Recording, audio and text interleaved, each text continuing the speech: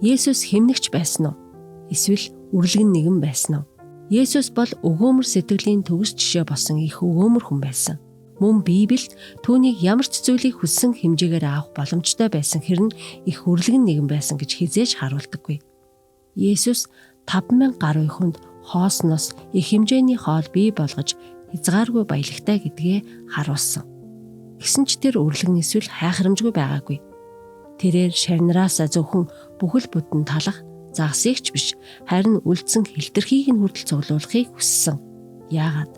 Юу ч өргөдөхгүй тулд. Та үүнийг анзаарч байсан уу?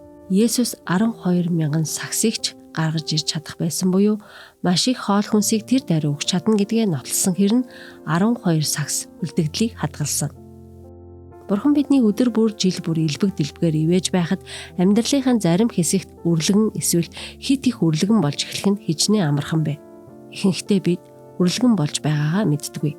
Бид гэр орон, машин, тээвэр, амралт цугаалга, ерөнхий амьдралын хэв маягтай ихэвчлэн үрлэгэн зарцуулдаг. Гэхдээ Есүс хадгалдаг. Бид ч бас хадгалах ёстой биш гэж үү? Түүний ивэлүүдийг чухал бус зүйл үрж байгаад Бурханаас уучлал гуйж, түүний өгсөн шиг өгөх нэгүсэл, түүний аварсны адилаар аврахын төлөө залбирцгаая.